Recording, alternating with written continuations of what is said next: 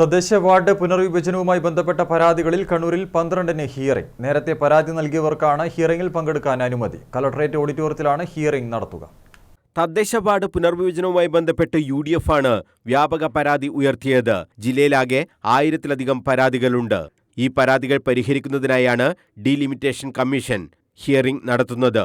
ഫെബ്രുവരി 12-ന് രാവിലെ 9 മണി മുതലാണ് കണ്ണൂർ കളക്ടറേറ്റ് ഓഡിറ്റോറിയത്തിൽ ഹിയറിംഗ് നടക്കുക.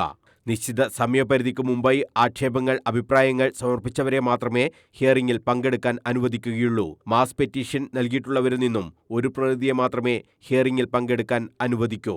പയ്യന്നൂർ, തളിപ്പറമ്പ്, പേരാവൂർ ബ്ലോക്കുകളിലെ ഗ്രാമപഞ്ചായത്തുകൾ, പയ്യന്നൂർ, തളിപ്പറമ്പ്, ആന്തൂർ നഗരസഭകൾ എന്നീ തദ്ദേശ ഭരണ സ്ഥാപന പരിധിയിലുള്ള ആളുകൾ രാവിലെ 9 മണിക്കും, കല്യാശ്ശേരി, പാനൂർ, ഇരിക്കൂർ, കണ്ണൂർ, കൂത്തുപറമ്പ് ബ്ലോക്കുകളിലെ പരാതിക്കാരും, കണ്ണൂർ കോർപ്പറേഷൻ, കൂത്തുപറമ്പ് നഗരസഭ എന്നീ തദ്ദേശ സ്ഥാപനങ്ങളിലെ പരാതിക്കാരും രാവിലെ 11 മണിക്കുമാണ് ഹാജരാകേണ്ടത്. എടക്കാട്, തലശ്ശേരി, ഇരിട്ടി ബ്ലോക്കുകളിലെയും തലശ്ശേരി, ഇരിട്ടി മുനിസിപ്പാലിറ്റികളിലെയും പരാതിക്കാർ ഉച്ചയ്ക്ക് 2 മണിക്കും ഹിയറിംഗിന് എത്തണം. News bureau, Kannur.